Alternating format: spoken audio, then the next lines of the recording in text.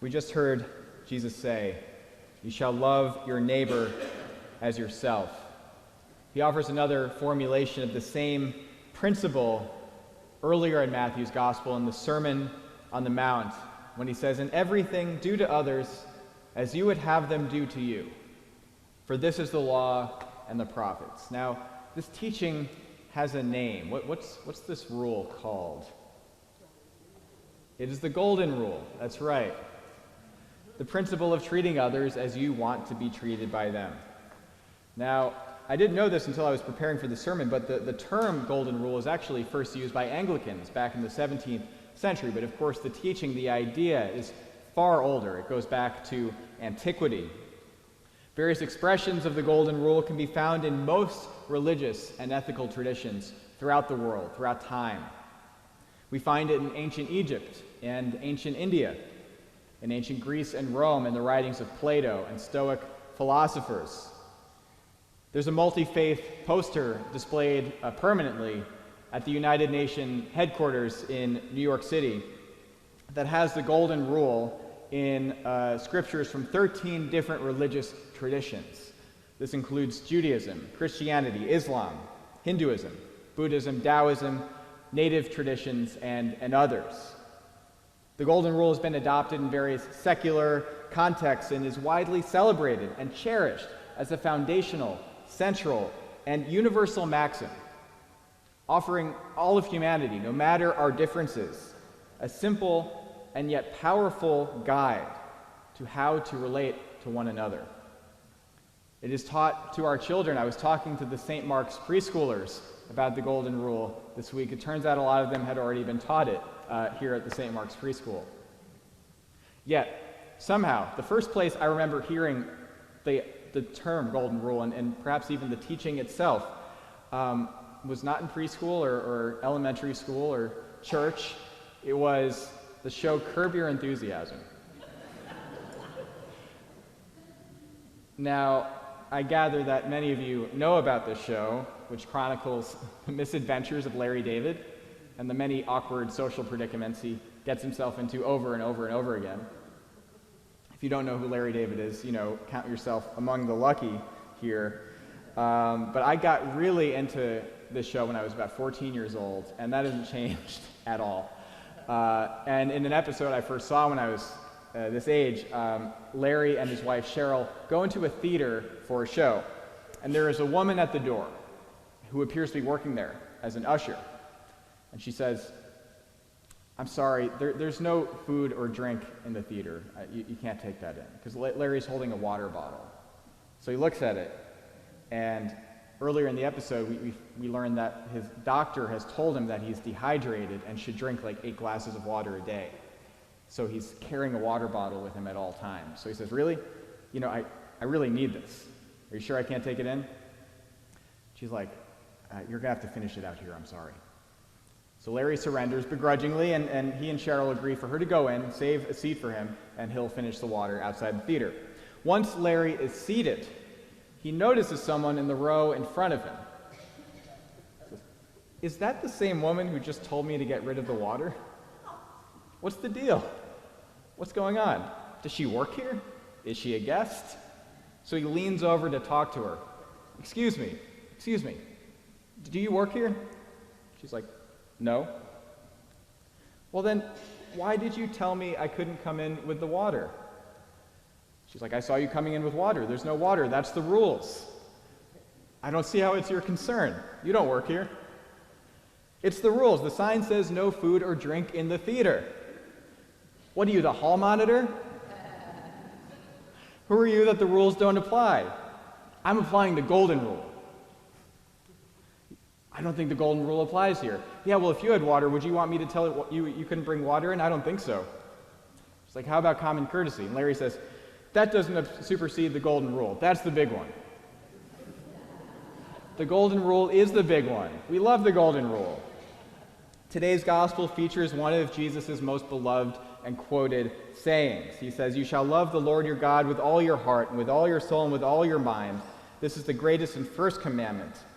And the second is like it. This is the Golden Rule. You shall love your neighbor as yourself. On these 2 commandments hang all the law and the prophets." This makes for great bumper stickers, coffee mugs, t-shirts, like someone on our staff is known to wear. My previous diocese actually made it into a trademark motto. Love God, love your neighbor, change the world. Circle R, registered. I didn't know you could trademark something like that, but they did it. A little anticlimactic then that today's gospel follows this high point with a very obscure passage that is titled in the New Revised Standard Translation of the Bible that we use here and throughout the Episcopal Church.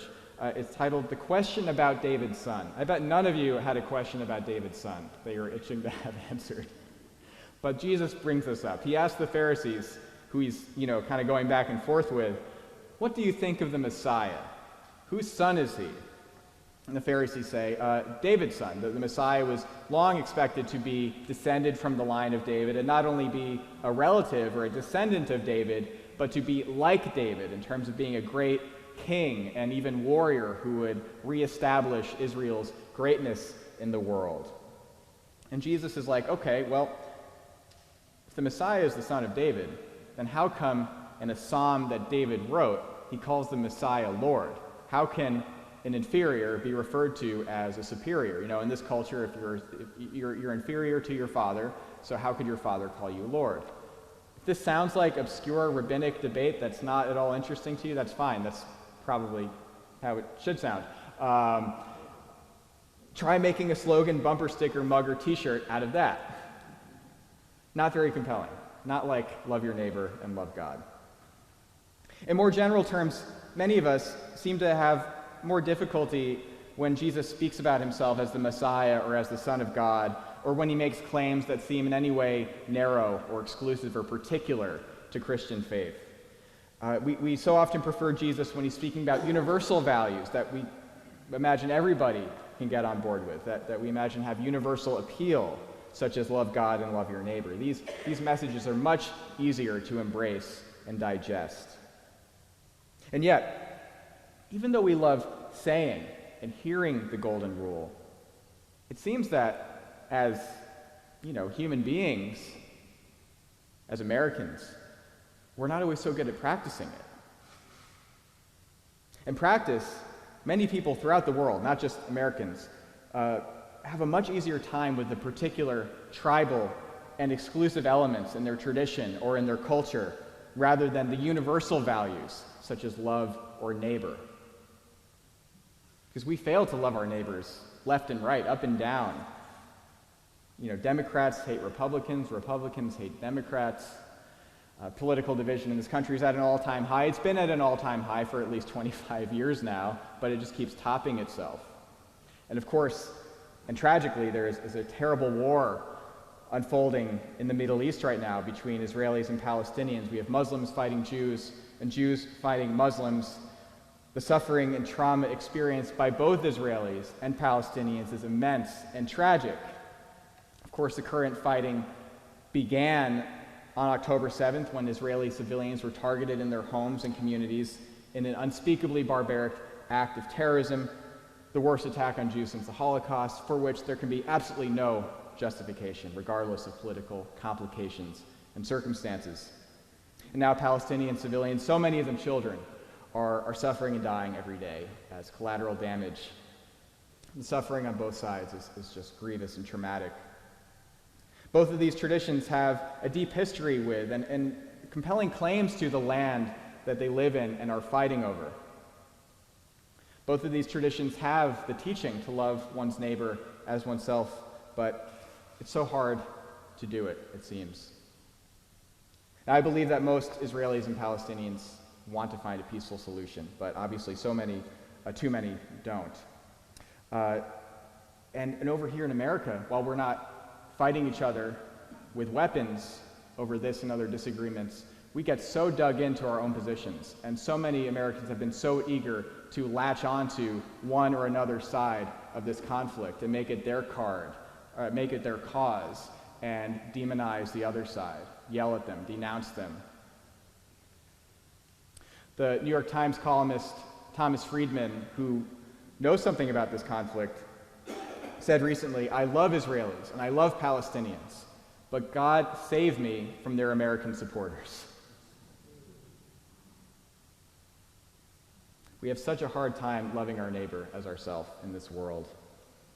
Why is it? Why is it so hard when we love this teaching and when it's there in all of our traditions?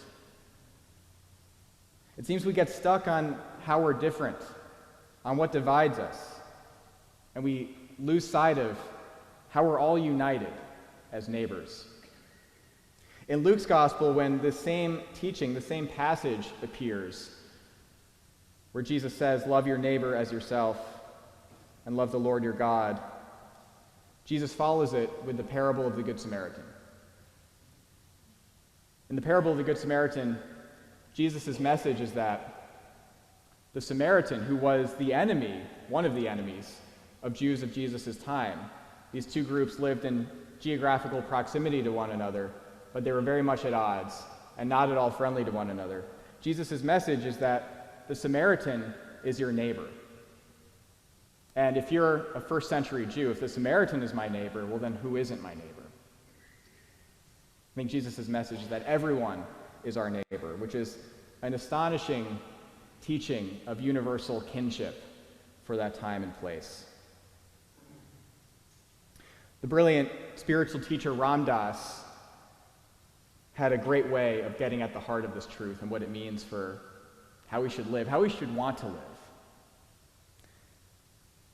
He said in the 70s, he put a package together of some recordings he had made of his teachings, and it was nicely packaged and everything, and he was going to sell it for $4.50.